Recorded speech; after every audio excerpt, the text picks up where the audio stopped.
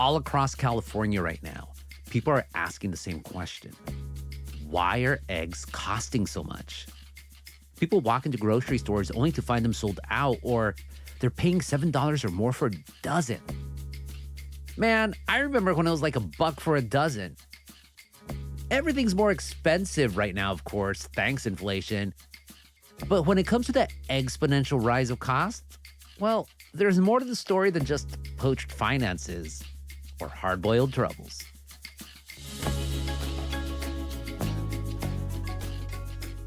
I'm Gustavo Arellano. You're listening to The Times, essential news from the LA Times. It's Monday, January 30th, 2023. Today, what's up with eggs? How a history of California policy and a global bird flu scrambled the economics of a food staple.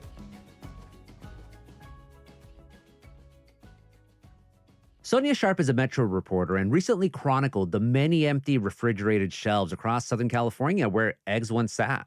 Sonja, welcome to The Times. Thanks so much for having me. So what is happening right now with eggs? Right. I think this is one of those things that's been a little bit of a slow burn for people, where we've seen the price of lots of staple foods go up significantly over the last year. And eggs were kind of on that trajectory, and then they just skyrocketed in price. So between the beginning of December and the beginning of January, they went up from $4 and something to $7 and change. And that's a huge price increase. And it's also very significant compared to January of last year when they were just $2 and some.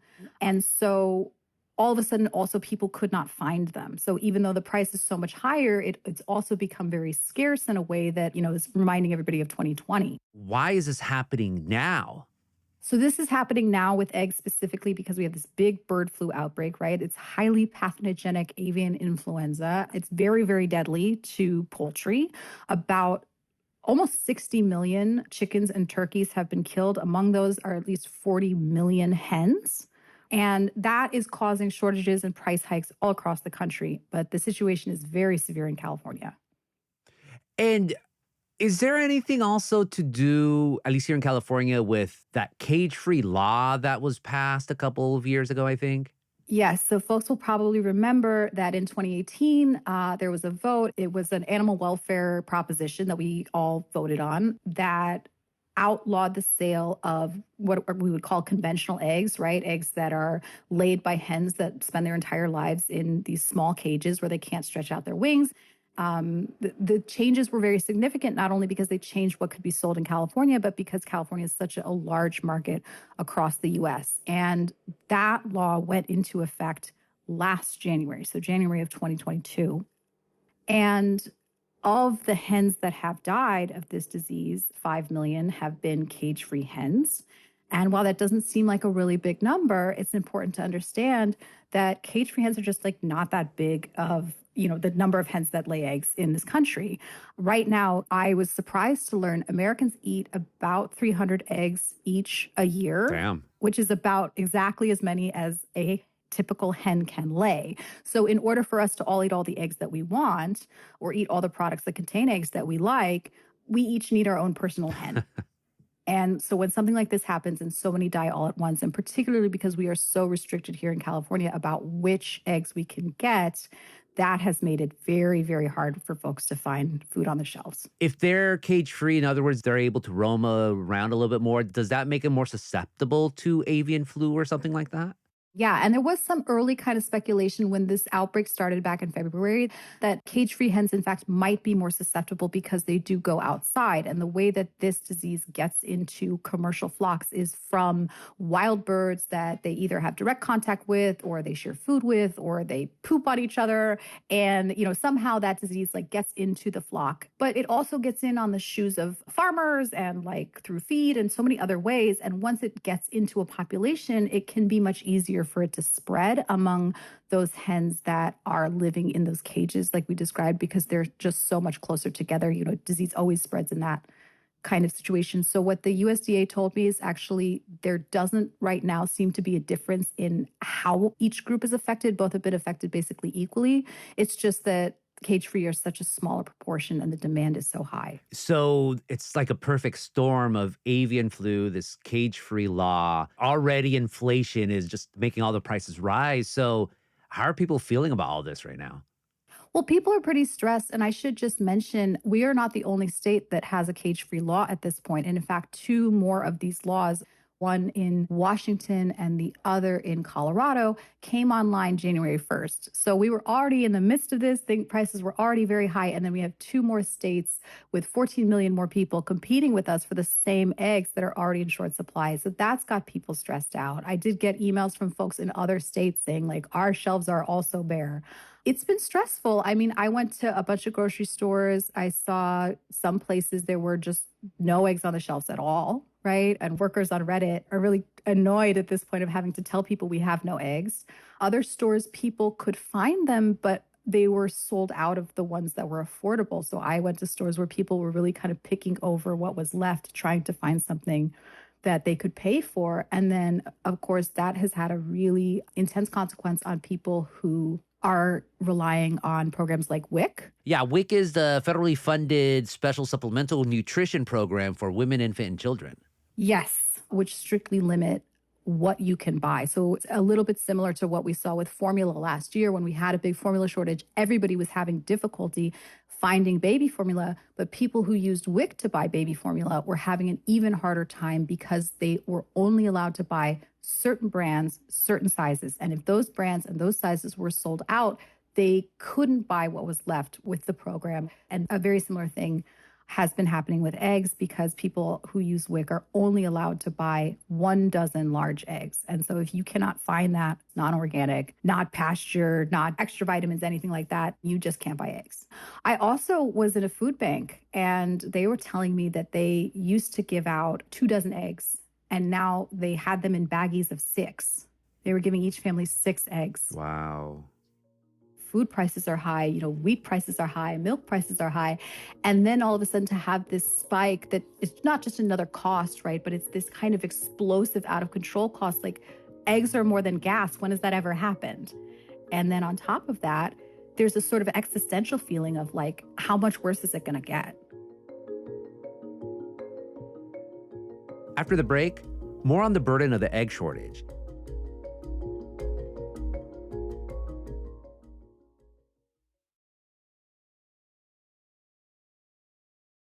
Sonja, how are retailers dealing with the shortage in supply? So, the folks kind of in the middle, they're doing okay, right? Like I know that a lot of grocery stores now are limiting what people can buy. So if they have inventory, they're saying you may only buy this much because they are also limited in how much they can order. I know this is an issue with Trader Joe's, for example, is that people are really struggling to find eggs at Trader Joe's. Partially people want those eggs because they are a lot cheaper, but Trader Joe's is limited in how much they can order like many other grocery stores. And it's just been really hard, especially because we don't know when it's going to end. Are the farmers going to the chickens and say, hey, girls, can you lay more eggs for us right now fast, please? It would be wonderful if it worked like that. This is also It's like that old Warner Brother cartoon with Porky Pig when like Rooster Frank Sinatra faced off against a Rooster Bing Crosby. Right. The trouble is this is not even laying season technically. Like we use lights to get chickens to lay eggs in the winter when they naturally don't want to. Chickens are like the rest of us. They don't perform well under stress. California has been very lucky and very careful in this. It's like we have about 14 million egg-laying hens in the state. They've been largely spared by this disease. But as I mentioned to you, if we each need one and we're 39 million people, that math doesn't math. Folks here are doing what they can to prevent the disease from spreading. That's the other issue is we don't know when this disease will go away. 4 million egg-laying hens were killed in the U.S. from this bird flu just in December. So we don't know that this is over. Wow. But once it is over, once we start to get it under control, it still takes time for a chicken to be born and to grow up and to be big enough and mature enough to lay eggs. It doesn't happen overnight. And so folks that I spoke with were a little bit pessimistic about when we might get relief.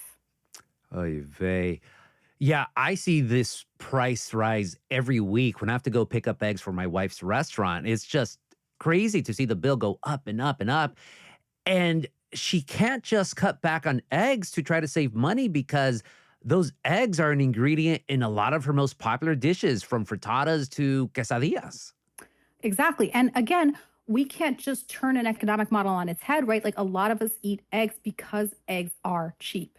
That is how it has always been. Eggs are cheap. They're available. They're vegetarian. They're healthy. They have all these wonderful qualities. I used to joke that especially my older son, is made of eggs. That's almost all I ate when I was pregnant. And I ate so many, again, because they are a really easy, perfect food. They're a thing you're used to picking up at the gas station, right? If you're on a long haul road trip and you just need a snack.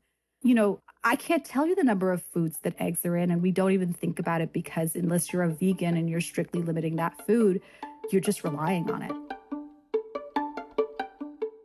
Coming up after the break, we talk to an egg farmer and how the shortage is affecting their end of the supply chain.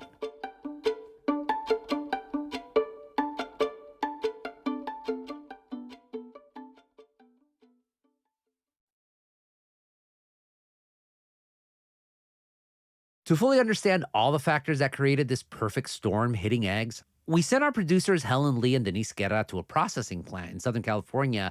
There, eggs are packaged before they're sent out to retailers. So can you describe how, the eggs get to here? Like, maybe there's a part of the plant where it starts the process, and take us through Sure, walk us through? yeah. So as much as you'd love to imagine this place is full of lush pastures and free-running chickens, no, we don't do that. But we do that purposefully because we want to keep the chickens away from our processing plant to keep the biosecurity. That's Chris Nichols. He's the CEO of Chino Valley Ranchers and a third-generation farmer. He said it takes 6 to 7 months for the egg of a single hen to go to market. Chris works with 200 farms across California, Texas, and the Midwest, and he's witnessed firsthand the impacts of the shortage on his egg supply. He showed our producers the fridge where the eggs are stored. And it's very empty right now. Yeah, no worries. No. Typically very full. Is it empty right now because of the time of day we're arriving, or just because of Because there's shortage. the refrigerator's empty? Yeah, we could have a party inside of that cooler right now. Most of the eggs have been sold, but Chris says the price increase you're seeing at the store, it's part of a price increase all across the industry. Packaging costs have gone through the roof. Grain costs have doubled in some cases. We've had to increase labor rates to stay competitive. So on top of the avian flu, us as manufacturers, not even just me personally, my company, you started to see all those people passing along those price increases. So what about just getting more chickens? While laws requiring cage-free were enacted to be more humane to animals, Chris, who farms completely cage-free, admits it also hits farmers in volume. You can't put as many chickens on the same square footage of land. When you take what used to be a ranch that holds 1 million chickens and reduce it down to 100,000 chickens, because that's all it'll fit in those buildings with cage-free style, you can imagine I won't be making as much money. And historically, I would say we are short because people have chose to move away from egg farming in the state of California, and other farmers throughout the United States have filled that void over time. So therefore, we are in a deficit state. So we require that other states produce eggs and send them into California. but at the end of the You day, never know. When you're dealing with live animals, you're at the mercy of Mother Nature. You can do everything you can to prevent it, but if Mother Nature wants to strike down, she will. so as we leave the processing plant and get towards the end of this episode, we wanted to get a final word from Sonja on my biggest question right now. Where can we find cheap eggs? That's a great question. I found a lot of eggs at Food for Less. They were very well stocked when I was there. They had pretty good prices relative to the other places that I visited. I mean, don't come for me if you, but I know the one place I know that people are having consistently the hardest time seems to be Trader Joe's. They've got great prices, but if you come afternoon, you're not going to find them. I saw good prices and good inventory at Food for Less. There you go, folks. Sonja, thank you so much for this conversation. Thanks so much for having me.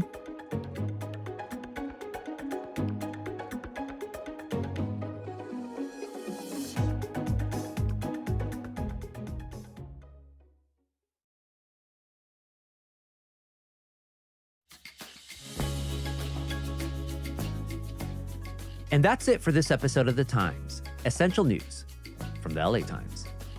Denise Guerra and Helen Lee were the jefas on this episode, and I think it's Helen's first episode, so congrats, because Helen's our fellow. The episode was edited by Hiba El Urbani, and Mario Diaz mixed and mastered it.